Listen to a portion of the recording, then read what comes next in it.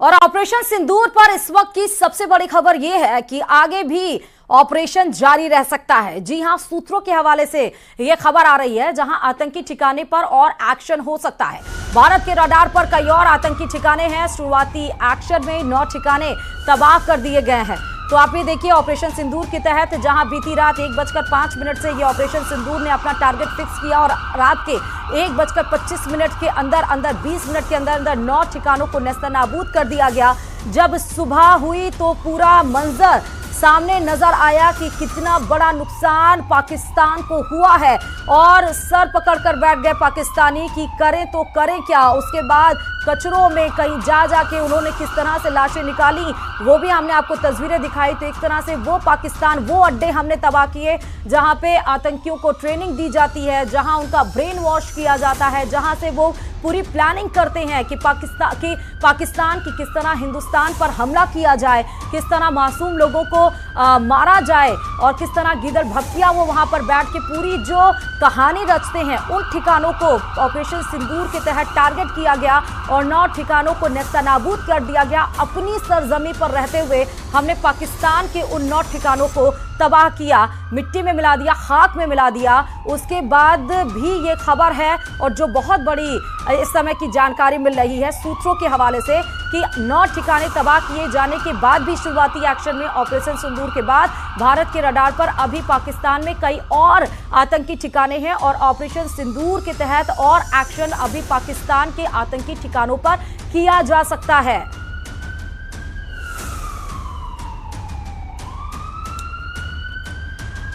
और चलिए, जिस खबर की हम जिक्र कर रहे थे पुंछ की, इस वक्त की बड़ी खबर यही है जम्मू के पुंछ से, जहां बॉर्डर पर बौखलाए पाकिस्तान की तरफ से ताबड़तोड़ गोलीबारी की जा रही और रिहायशी इलाकों में काफी देर तक फायरिंग भी की गई। पाकिस्तान की ओर से हमले में गुरुद्वारा श्री गुरु सिंह सभा साहिब को भारी नुकसान पहुंचा है। पुंछ जिले के अलग अलग इलाकों में सीमा पार से ये गोलीबारी की गई है जिसमें 5 सिख समेत 15 लोगों की जान चली गई। पाकिस्तान की ओर से की गई कायराना फायरिंग में 15 लोगों की मौत हो गई। इनमें एक हैं पूर्व सैनिक अमरजीत सिंह। अमरजीत सिंह के चाचा का यह कहना है कि उनके भतीजे के सीने में गोली लगी है। क्रॉस बॉर्डर शैलिंग ਦੇ ਨਾਲ ਲਗਭਗ ਪੁੰਛ ਦੇ ਅੰਦਰ 12 ਲੋਕੀ ਉਹ ਜੋ ਨੇ ਉਹਨਾਂ ਦੀ ਡੈਥ ਹੋਈ ਹੈ ਪੂਰੇ ਡਿਸਟ੍ਰਿਕਟ ਦੇ ਅੰਦਰ ਔਰ ਪੁੰਛ ਪ੍ਰੋਪਰ ਦੇ ਅੰਦਰ ਲਗਭਗ 5 ਲੋਕਾਂ ਦੀ ਜੋ ਹੈ 6 ਲੋਕਾਂ ਦੀ ਜੋ ਹੈ ਡੈਥ ਹੋਈ ਹੈ, ਜਿਨ੍ਹਾਂ ਦੇ ਵਿੱਚੋਂ 5 ਜਿਹੜੇ ਨੇ ਉਹ ਸਿੱਖ ਕਮਿਊਨਿਟੀ ਦੇ ਨਾਲ ਵਾਬਸਤਗੀ ਹੈ ਉਹਨਾਂ ਦੀ ਔਰ ਬਾਕੀ ਜਿਹੜੇ ਨੇ ਉਹ ਸਾਡੇ ਮੁਸਲਮਾਨ ਵੀਰ ਨੇ ਜਿਨ੍ਹਾਂ ਦੀ ਡੈਥ ਹੋਈ ਹੈ। और साडे गुरुद्वारा श्री गुरु सिंह सभा के एक छोटे कॉर्नर दे विच एक शैल आके डिग्या है जिस दे नाल एक साडा जो दरवाज़ा है गुरुद्वारे का वो टुटिया है और कुछ जो साडे शीशे सन गुरु घर दे वो डिगे ने। और रात सारी फायरिंग चलती रही, फायरिंग तक कोई पता चलता ही कहाँ पर गोला पड़ता कहाँ पर नहीं पड़ा। पर सुबह 7:45 बजे मैं सो गया, यहाँ पर आगे रात को जागता रहा तो बस अचानक ही वो 7:45 बजने के बाद वहाँ पर ब्लास्ट हुआ, उस लेंटर पर पड़ा तो मेरे सारे घर में उसने इन्वॉल्व कर दिया। जो बेटा था मेरा, जो भतीजा था, वो थोड़ा बार बरांडे में बैठा था, उसको एक सिलेंडर लग गया जो लंग्स में। तो चलो वो कोई बात नहीं, तो मैं यही कहता हूँ कम से कम पाकिस्तान को पूरे तरीके से एक जवाब दें कि भाई ये लोकेलिटी में गोला मारना, यहाँ पर बिल्कुल एक स्लम पॉपुलेशन रह रही है। पुंछ में एक छोटा सा पुंछ है, बिल्कुल खिता है, पूरे स्लम पॉपुलेशन रही है, इसमें हिंदू भी है, सिख भी है। पर मेरे ख्याल ऐसी बातें नहीं होनी चाहिए कि किसी पॉपुलेशन पर ये अपनी बमबारी करें, ऊपर फायरिंग करें, लोगों को मारें। और भारत की आतंकियों पर की गई स्ट्राइक से पाकिस्तान ऐसा बौखलाया कि पागलों की तरह जम्मू कश्मीर के पुंछ और तंगदहार सेक्टर में एलओसी पर गांव वालों को निशाना बनाते हुए गोलीबारी करने लगा। 4 साल से खामोश अपनी तोपों का मुंह निर्दोष गांव वालों पर खोल दिया और 15 आम लोगों की जान चली गई। 43 गांव वाले बुरी तरह जख्मी हैं। यही नहीं, पुंछ में मौजूद गुरुद्वारा सिंह साहिब सभा साहिब पर भी पाकिस्तान ने गोले दागे, जिसमें 3 गुरसिख समेत 5 सिखों की जान चली गई। 24 घंटे से ज्यादा का वक्त हो गया और पाकिस्तान की तरफ से तोप के गोले लगातार चल रहे हैं। भारतीय सेना उनको मुंहतोड़ जवाब दे रही है और पाकिस्तानी सेना के पोस्ट को निशाना बना रही है। तो इस समय की ये सबसे बड़ी आपको जानकारी दे रहे हैं। आप ये देखिए, मासूम लोगों को एक बार फिर से टारगेट किया गया, पस्त हुए पाकिस्तान के द्वारा, बौखलाए पाकिस्तान के द्वारा, और किस तरह से उसने पुंछ में गोलीबारी की है। जम्मू कश्मीर में मासूम लोगों को उसने फिर से टारगेट बनाया। वो अपने जो कुकर में है उससे वो बाज नहीं आने वाला, और उसकी एक बानगी, उसकी एक तस्दीक इस तस्वीरों के जरिए, इस खबर के जरिए हम आपको बता रहे हैं। और ऑपरेशन सिंदूर से बौखलाया पाकिस्तान भारत के नागरिकों पर लगातार हमले कर रहा है। पाकिस्तान सीमा के पास के निर्दोष नागरिकों को लगातार निशाना बना रहा है। आपकी टीवी स्क्रीन पर इस समय पुंछ, राजौरी, उरी, कुपवाड़ा और मेंढर की ये तस्वीरें पाकिस्तान की कायराना हरकत को दिखाती हैं। भारत के ऑपरेशन में तो सिर्फ आतंकी कैंपों को निशाना बनाया गया, लेकिन पाकिस्तान हमारे निर्दोष लोगों के खिलाफ तोपों का इस्तेमाल कर रहा है।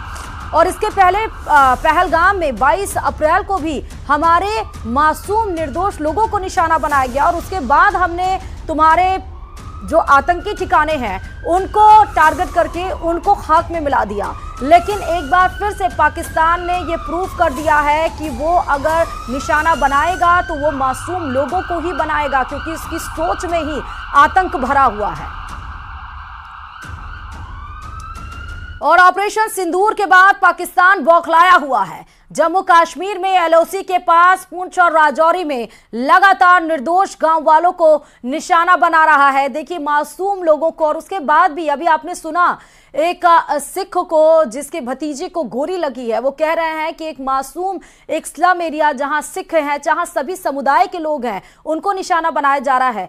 लेकिन इस अगर गोलीबारी में जान चली जाती है तो वो भी ठीक है, लेकिन पाकिस्तान को ना छोड़ा जाए, ये उनकी बड़ी दरख्वास्त। उस समय भी देखिए वो कितनी हिम्मत बांधे हुए, और ये तस्वीरें आपको दिखा। मुजाहिदीन का कैंप ध्वस्त हुआ है, लश्कर तैयबा का कैंप ध्वस्त हुआ है, लेकिन पाकिस्तान की बौखलाहट देखिए कि भारत में जो रिहायशी इलाके हैं एलओसी पर, उनको उन्होंने निशाना बनाया। उनकी बौखलाहट है, निशाना बनाया है। लेकिन यहाँ के लोगों का एक साहस देखिए, हौसला देखिए। यहाँ के लोगों ने कहा कि घर टूटा हुआ फिर बन जाएगा, लेकिन अगर पहलगाम हमले का बदला नहीं लिया जाता तो वो जख्म जो है वो कभी नहीं बढ़ता। स्थानीय हमारे साथ मौजूद है। सर, आपका नाम? मेरा नाम बालकृष्ण शर्मा जी। बालकृष्ण जी, देखिए यहाँ पर लोगों का हौसले बुलंद है। घर बन जाएगा, लेकिन अगर वो बदला नहीं लिया जाता तो जख्म रहता। बिल्कुल मैम, घर बन जाएंगे। ये जख्म जो है बहुत कम है हमें। ये घर की दीवारें जो हैं ये टूटी दीवारें बनेंगी, लेकिन जो जख्म भरे हैं हमारे प्रधानमंत्री ने, जो हमारे 26 लोगों को, नेताओं को मारा गया था, देखिए ये घर बन जाएगा, लेकिन जो हुआ है वो बहुत बड़ा हुआ है। क्या कहेंगे आप? देखिए, जो रात को हमारे भारतीय सेना जो एक स्ट्राइक वहाँ भी जो टेररिस्ट कैंप को नस्ते नबूद किया है, उसे बौखलाहट में आकर पाकिस्तान ने जो शेलिंग किया। और जोरी के अंदर आप देख रहे हैं यहाँ हमारे 1-2 मकान डैमेज हुए चुके हैं, जिसमें हमारे 2-3 लोग जख्मी भी हैं, उनके हमने जीएमसी में रेफर किया। तो मैं आपको बताता हूँ कि जैसे हमारे पहलगाम के अंदर उन टेररिस्ट कैंप जो आए थे यहाँ पे, उन्होंने धन पूछ कर हमारे लोगों को मारा, उसी का जवाब, उसी की भाषा में हमने उसको पाकिस्तान को जवाब दिया। और जन्नत में नरसंहार ने हर किसी को दहला दिया था। 22 अप्रैल 2025 जिस तरह पहलगाम की खूबसूरत वादियों को खून से रंग दिया गया, आतंकियों ने बेकसूर और निहत्थे पर्यटकों पर जिस तरह से हमला किया, जिसमें 26 निर्दोष जिंदगियां छिन गईं, भारत ने इस बर्बरता का करारा जवाब दिया। ऑपरेशन सिंदूर के जरिए आतंक के आकाओं की कब्र खोद दी है। आज हम उन परिवारों की कहानी सुनाएंगे जिनके आंसुओं ने इस ऑपरेशन को एक मकसद दिया। रिपोर्ट देखिए। Moment I got emotional was that word sindoor, क्योंकि कहीं ना कहीं हम जितनी फीमेल्स जिनके सामने ये हुआ है उनके लिए ये शब्द बहुत बड़ा है। पहलगाम हमले ने न सिर्फ जिंदगियां छीनी बल्कि कई परिवारों का सुहाग और सपने उजाड़ दिए। कानपुर के शुभम द्विवेदी जो अपनी नई नवेली दुल्हन ऐशान्या के साथ हनीमून पर आए थे, आतंकियों की गोली का शिकार बने। शुभम की पत्नी ने आज गर्व से कहा कि सरकार ने मेरे सिंदूर का मान रख लिया। रात में 2:15 2:20 के आसपास पापा जो है शुभम के पापा मेरे फादर इन लॉ उन्होंने आके बताया और उन्होंने मैं और मेरी सिस्टर इन लॉ साथ में थे। उन्होंने बोला न्यूज़ देखो तो हमने न्यूज़ खोल के देखा तब पता चला कि वो ऐसा कुछ कर दिया है। एंड मेरा पहला रिएक्शन उस वर्ड पे था जिस वर्ड पे ये ऑपरेशन रखा गया है। मैं जो अटैक हुआ वो तो मैंने देखा but the moment I got emotional was that word sindoor, क्योंकि कहीं ना कहीं हम जितनी फीमेल्स जिनके सामने ये हुआ है उनके लिए ये शब्द बहुत बड़ा है। हरियाणा के करनाल के लेफ्टिनेंट विनय नरवाल जिनकी शादी को सिर्फ 6 दिन हुए थे, आतंकियों ने धर्म पूछकर उनकी हत्या कर दी। उनकी मां आशा नरवाल ने पीएम मोदी को दिल से धन्यवाद दिया है। बहुत ही अच्छी बात है कि जो उन्होंने मोदी साहब ने बदला लिया है और मैं उनके साथ हूँ, जनता उनके साथ है और हमारा सारा परिवार उनके साथ है। माता जी, सेना के जवानों को मैसेज देना चाहेंगे, आगे भी वो लड़ाई लड़ रहे हैं। मैं सेना के जवानों को यही मैसेज देना चाहती हूँ कि आगे बढ़ते रहो और ऐसे ही बदला लेते रहो कि ऐसी कोई घटना दोबारा न घटे। उनको मुंह तोड़ जवाब देना ऐसे ही देना चाहिए।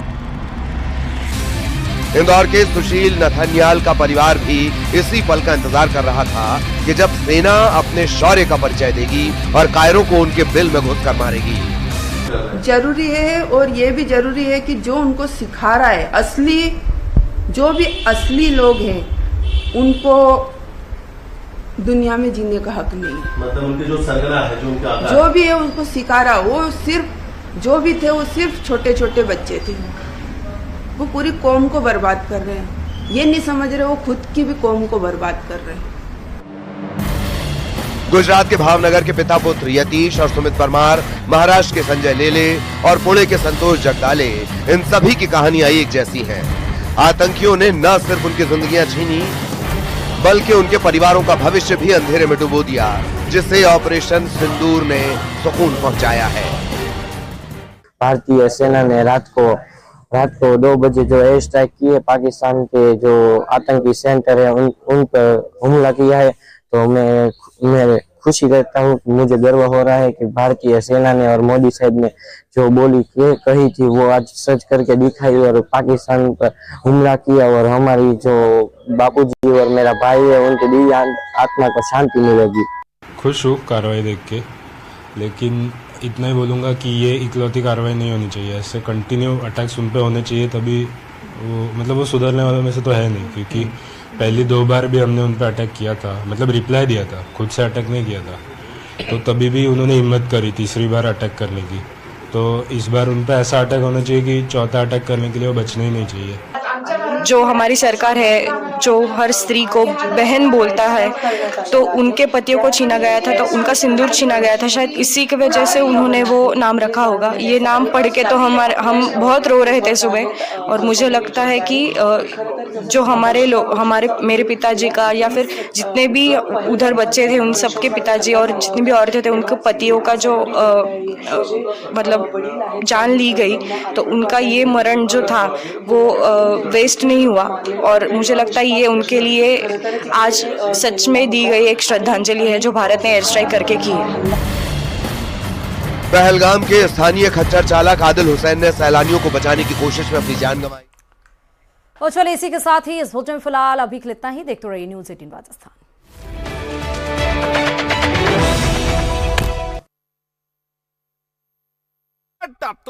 राजस्थान के 28 शहरों में मॉक ड्रिल हो रही है। जयपुर में 22 जगहों पर मॉक ड्रिल किया जा रहा है। रात के समय यहां पर सायरन बजेगा, ब्लैकआउट सायरन होगा। वहीं कोटा, जोधपुर और जयपुर में मॉक ड्रिल होगा। तो कोटा से तो हमने आपको लाइव तस्वीरें दिखाई भी थी, और आपको ये भी बता दें कि जयपुर में 22 जगहों पर मॉक ड्रिल किया गया है। रात के समय भी ब्लैकआउट सायरन बजेगा। ब्लैकआउट सायरन का मतलब कि उस इलाके की जहां ये मॉक ड्रिल होनी है वहां पर बिजली गुल कर दी जाएगी। बिजली गुल का मतलब कि बिजली कट कर दी जाएगी ताकि आतंकियों को या जो दुश्मन है उनको किसी भी तरह से भनक ना लग पाए कि कहां पर क्या चीज है, उनको स्ट्रैटेजी का पता ना चल पाए। इसको ब्लैकआउट बोला जाता है। तो ब्लैकआउट सायरन बजेगा, बिल्कुल मत घबराइए क्योंकि उस समय मॉक ड्रिल की एक्सरसाइज की जाएगी। अलग अलग तस्वीरें हमने आपको दिखाई। इस समय जो आप तस्वीरें देख रहे हैं वो